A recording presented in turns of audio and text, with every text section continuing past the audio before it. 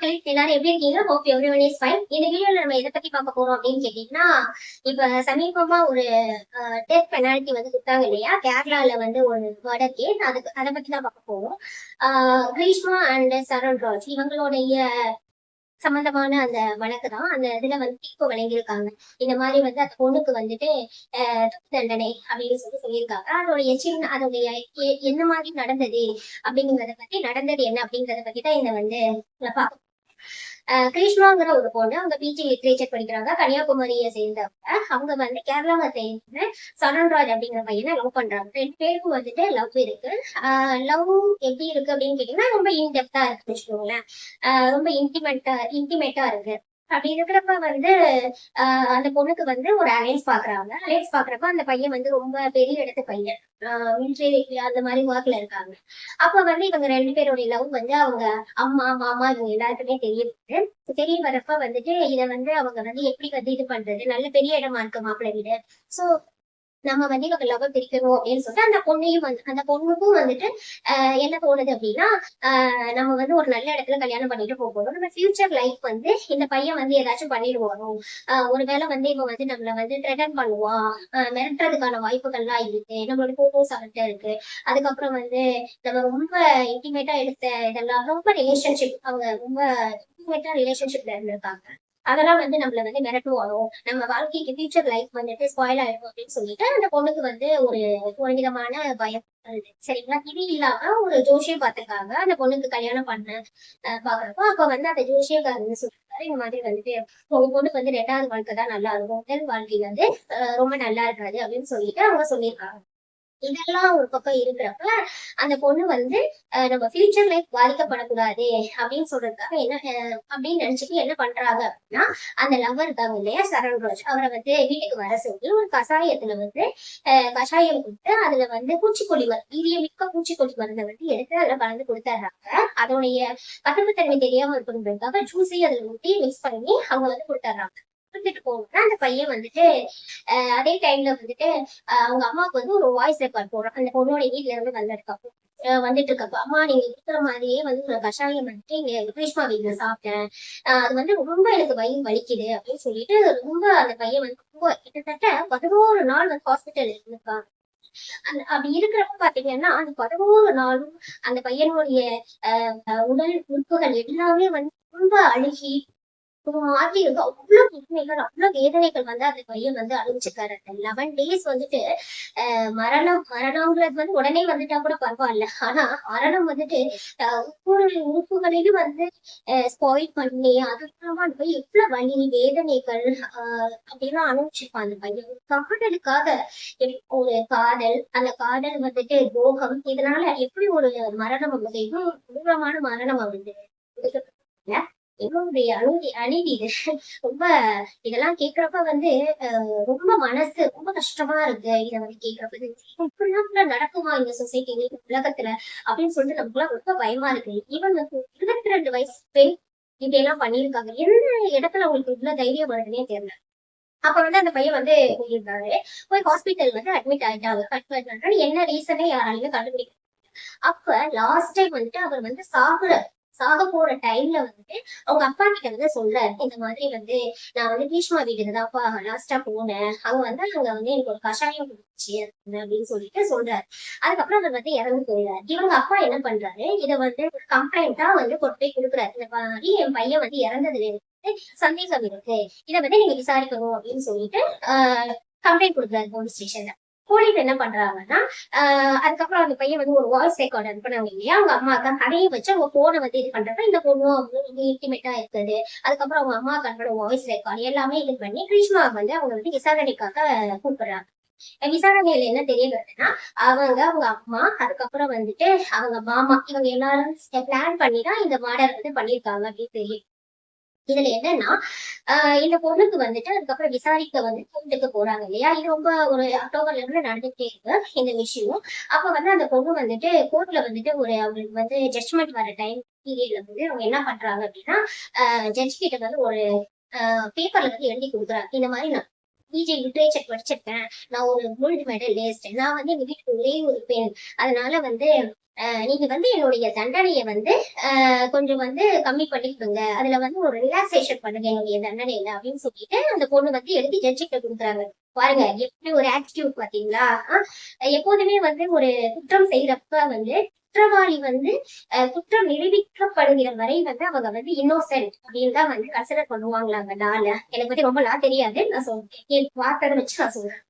அப்ப அந்த பொண்ணோட ஆட்டிடியூட் எல்லாம் பாத்தீங்கன்னா ஒரு தப்பு பண்ணிட்டோம் அப்படின்னு அந்த ஒரு இருட்டே அந்த பொண்ணுக்கு கிடையாது. இப்போ நம்மளாம் ஒரு சின்ன தப்பு பண்ணாவே எப்படி தோணும், இதெல்லாம் வந்து இது இருக்கே எப்படி இருக்கும் அப்படின்னு சொல்லிட்டு நமக்குள்ளும் குற்ற உணர்ச்சி இருக்கும். ஏன் அந்த பொண்ணு அவ்வளவு பெரிய தப்பு பண்ணியிருக்காங்க, அவ்வளவு பெரிய கொலை, ஒரு காதலனா ஃபர்ஸ்ட் வந்து ஒரு காதல், அந்த காதலுக்கு ஒரு துரோகம் பண்றாங்க, அதுவே வந்து அவங்களுக்கு வந்து கில்ட்டி அப்படின்னு அதையும் மீறி ஒரு கொலை பண்றாங்க அப்படிங்கிறப்ப அந்த கொலை பண்ணதுக்கான எந்த ஒரு இந்த மாதிரி வந்து நம்ம பண்ணிட்டோமே அப்படி குற்ற உணர்ச்சின்னு அந்த பொண்ணுகிட்ட இல்ல. சரிங்களா, அது இன்னுமே வந்து ஜட்ஜெல்லாம் ரொம்ப இரிட்டேட் பண்ணிருக்கு. சரிங்களா, அப்ப வந்து இவங்க வந்து ரொம்ப அந்த ஜட்ஜ்மெண்ட் வந்தது. அப்ப வந்து டெத் சென்டென்ஸ் அந்த மாதிரி சொல்றாங்க இல்லையா, டெத் பெனால்டி, மரண தண்டனை வந்து கொடுக்குறாங்க அவங்களுக்கு. அப்ப வந்து அந்த பொண்ணு ரொம்ப அழுகுறாங்க, இந்த மாதிரி இப்படி பண்ணிட்டாங்க அப்படின்னு சொல்லிட்டு.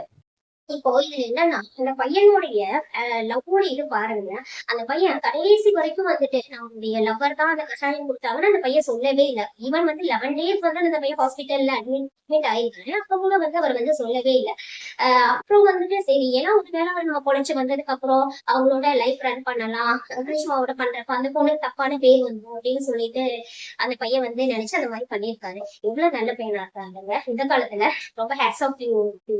ஓகே, அதனால வந்து அதுக்கப்புறம் வந்துட்டு இவங்க வந்து இது பண்ணி அவங்க அப்பா வந்துட்டு சொல்றாங்க. அப்ப வந்து அந்த கோர்ட்ல வந்து ஜட்ஜ்மெண்ட் நடத்துறாங்க. அவங்க அப்பா கூட சொல்றாரு, அவங்க அப்பா அம்மா 2 பேருமே சொல்றாங்க, சரண்டர் அடித்து அப்பாவும் அம்மாவும் சொல்றாங்க, என் பையன் இறந்து போயிட்டான், அந்த பொண்ணுக்கு வந்து ரொம்ப மரண தண்டனைலாம் கொடுத்துறாதீங்க, உயிர் போனது போனதாவே இருக்கட்டும், நாங்க வந்து என்னுடைய பையனுடைய கொலையில ஏதோ மர்மமா இருக்குது, இறந்ததுல ஏதோ மர்மம் இருக்குதுங்கிறதுக்காக தான் இந்த கேஸ் இது பண்ண சொன்னோம், ஆனா கிருஷ்ணாவே இப்படி பண்ணிருப்பாங்கன்னு எங்களுக்கு தெரியாது, என் பையன் இறந்தது போயிடுச்சு, இன்னொரு வீடே நாங்க பணி கொடுக்க தயாரா இல்ல அப்படின்னு சொல்லி எவ்வளவு அழகா சொல்லியிருக்காங்க. இந்த மாதிரி ஒரு பெருந்தன்மையான மனசு எத்தனை பேருக்கு வரும் சொல்லுங்க பார்க்கலாம். நம்ம பையன் இறந்துட்டான், நம்ம இன்னொருத்தங்களை கொல்லணும்னு நினைக்கிற இதுலதான் நம்ம பார்த்துப்போம், நிறைய நம்ம பார்த்துப்போம் இல்லையா. காதல் வந்துட்டு இருக்கு, காதல் வந்துட்டு இது பண்றப்போ வந்து இன்னொரு பையன் இன்னொரு பொண்ணு அப்படி கொள்றவங்க ஆணவ கொலையா, ஆணவ கொலையெல்லாம் பண்றவங்க பத்தியில இவங்க பேரண்ட்ஸ் வந்து எவ்வளவு அழகா சொல்லியிருக்காங்க இல்லைங்க, அவங்களுக்கு எவ்வளவு ஒரு பாராட்டுகள் இருக்கு. இந்த மாதிரி இருக்கிறப்ப அவங்க அம்மாவுக்கு வந்து கிரீஷ்மாவுடைய அம்மா, அந்த பொண்ணுடைய அம்மாவுக்கு வந்துட்டு இதுல இருந்து விடுவிச்சிட்டாங்க. ஏன்னா எந்த ப்ரூஃப்மே இல்ல அவங்க இந்த கொலைக்கு வந்து உடந்தையா இருந்துட்டு அவங்க மாமாவுக்கு மட்டும் 3 வருஷம் சிறை தண்டனை வந்து கொடுத்திருக்காங்க.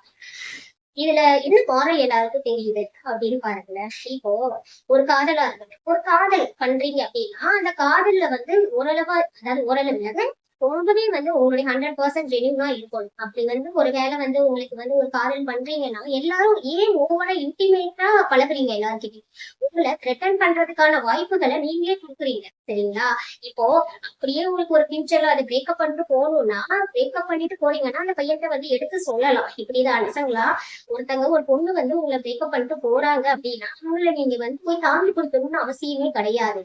இது வந்து டி ராஜேந்தருக்கான படம் கிடையாது. சரியா, இப்பெல்லாம் எத்தனையோ பேர் வந்து 2024ல இருந்துட்டு இருக்கீங்க. ஒண்ணு எல்லாரும் வந்துட்டு ஒண்ணு நமக்கு கிடைக்காத ஆள் இன்னொருத்தங்க கிடைக்க கூடாதுன்னு ஒண்ணு கொலை செய்ய ஆரம்பிச்சிடுங்க. ஒரு காதலுக்காக ஒரு வந்து கொலை பண்றது வந்து எவ்வளவு ஒரு கொடுமையான விஷயம் யோசிச்சு பாருங்க. காதல் என்னைக்குமே எல்லாரையும் வாழ வைக்கணுங்க, வாழ வைக்காத காதல் வந்து யாருக்குமே தேவை. சரியா, கொலை செஞ்சுதான் நீங்க உங்க காதலை வந்து நிரூபிக்கணும், தற்கொலை பண்ணிதான் உங்க காதலை நிரூபிக்கணும், எந்த ஒரு இதுலயுமே கிடையாது, எந்த மதத்திலையும் கிடையாது, எந்த சட்டத்திலையும் கிடையாது. சரியா, அதனால நீங்க எல்லாம் எப்ப வந்து இவ்வளவு டெக்னாலஜி வளர்ந்துருச்சுன்னு சொல்லுவோம், இதெல்லாம் இன்னுமே நீங்க எல்லாரும் இப்படி இருக்கீங்க. கொலை ரிட்டர்ன் பண்றதுக்காக அப்படி இருக்க நீங்க இவ்வளவு பயப்படுறீங்களே பெண்களே, அப்ப எதுக்காக வந்துட்டு அவ்வளவு இன்டிமேட்டா ஒரு லவ் பண்றப்ப இருக்கணும், லவ் பண்ணி தொடாம லவ் பண்றவங்கள அந்த உலகத்துல இருக்கதானே செய்யறாங்க, பார்க்காம லவ் பண்றவங்கள அந்த உலகத்துல இருந்து கல்யாணம் பண்ணிக்கிறவங்க எல்லாம் இருக்காங்கல்ல, அப்படி இன்டிமேட்டா இருந்து உங்களுக்கு ரிட்டர்ன் பண்றதுக்கான வாய்ப்புகளை எடுத்துக்கிட்டு அதுக்கப்புறம் அவங்க கொலையும் செய்றீங்க பாத்தீங்களா, இது எவ்வளவு பெரிய கொடுமை இந்த சொசைட்டில. 22 வயசு, 22 வயசுல மெச்சூரிட்டி, 22 வயசுல ஒரு கொலை செய்யற அளவுக்கு தைரியம் எங்க இருந்து வருது? இதுல வேற படிச்சிருக்கீங்க. இது படிக்க எஜுகேஷன்ங்கிறது வந்து நல்ல விஷயங்களை செய்வதற்காக தான். உங்களை நீங்க வந்து என்ன சொல்றது, நல்ல விஷயங்கள் செய்வது, சொசைட்டிக்கு ரெஸ்பான்சிபிளா இருக்கணும். உங்களுடைய நீங்க உங்களை பாதுகாத்துக்கணும். உங்களுக்கு பின்னாடி வர ஜெனரேஷனுக்கு நீங்க வந்து ஒரு வழிகாட்டியா இருக்கணுங்கிறதுக்காக தான் அந்த எஜுகேஷன் வந்து பண்ணுது, நிறைய சொல்லி தருது. ஆனா நீங்க எல்லாரும் வந்து ஒரே ஒரு விஷயத்த தான் தெரிஞ்சுக்கீங்க, எஜுகேஷன் இருந்தா வந்து பணம் சம்பாதிக்கிறது. Don't think like that. Okay, என்ன சொல்றதுனே தெரியல. இதுதாங்க இந்த கேஸோடைய ஃபுல் இதுவுமே, சரிங்களா? அதனால இனிமேயாச்சும் இந்த மாதிரி யாரும் வந்து தேவையில்லாம வந்து உங்க லைஃப வந்து கெடுக்கிறாங்க. பிடிக்கலைன்னா தயவு செஞ்சு ஒதுங்கி போயிடுங்க. எப்போதுமே வந்து ஒருத்தங்களை ரிவெஞ்ச் பண்றது அப்படிங்கிறது வந்து பாத்தீங்கன்னா, அவங்க முன்னாடி நம்ம வாழ்ந்து காமிக்கணும். ஒரு காதல் இருக்கு, அந்த காதல் வந்துட்டு உங்களுக்கு வந்து விட்டுட்டு போறாங்க அப்படின்னா, அந்த காதல் முன்னாடியும் நீங்க வந்து வாழ்ந்து காமிக்கணும், சரியா? தற்கொலையோ கொலையோ எந்த ஒரு காதல் தோல்விக்கும் தீர்வாகாது. அப்படி எல்லாரும் காதல் தோல்வி பட்டவங்க எல்லாரும் வந்துட்டு தற்கொலை பண்ணிக்கணும், கொலை பண்ணணும் அப்படின்னா நாடு, நாடா இருக்கட்டும், உலகமாக இருக்கட்டும், எல்லாமே வந்து சுடுகாடாதாங்க இருக்கும். அதனால இந்த மாதிரியான எந்த பெண்களா இருந்தாலும் சரி, எந்த ஆண்களா இருந்தாலும் சரி, விட்டுட்டு போற பெண்களை தயவு செஞ்சு டிஸ்டர்ப் பண்ணாதீங்க. அதே மாதிரி எந்த பெண்களாக இருந்தாலும் சரி, உங்களை விட்டுட்டு போற ஒரு பையனை வந்து தயவு செஞ்சு இந்த மாதிரி எல்லாம் இது பண்ணாது. பிடிக்கலையா தயவு செஞ்சு எல்லாரும் வந்து டீசெண்டா வந்து இருக்கு பழகிக்க, சரியா? அதை விட்டுட்டு ரிட்டர்ன் பண்றதா இருக்கட்டும், கொலை செய்யறதா இருக்கட்டும், போய் ட்ரெயின்ல குடிக்கிறதா இருக்கட்டும், இன்னும் இதெல்லாம் உங்க அப்பா அம்மா எல்லாம் எவ்வளவு கஷ்டப்பட்டு வளர்த்திருப்பாங்க. உங்களை பெத்த மாதிரி தானே அந்த பையனையும் பெற்றிருப்பாங்க, உங்களை பெத்த மாதிரி தானே அந்த பொண்ணையும் பெற்றிருப்பாங்க. எவ்வளவு கஷ்டம், எவ்வளவு வருஷம் வளர்த்திருப்பாங்க. அவங்கள நினைச்சு பாருங்க எல்லாரும். எங்கோ இருக்க காதலன் எங்கோ இருக்க காதலிக்காக ஒரு 6 மாசம், 1 வருஷம், 3 வருஷம் பழகினவங்களுக்காக உயிரே உடத்துக்கு தயாரா இருக்கீங்க, கொலை பண்றீங்க. அப்போ உங்களை காலங்காலமா வச்சு வாழ்றாங்களே உங்க வீட்டுல உங்க பேரண்ட்ஸ், அவங்களை பத்தி கொஞ்சம் திங்க், கன்சிடர் பண்ணிக்கோங்க. Okay, thank you all, bye bye.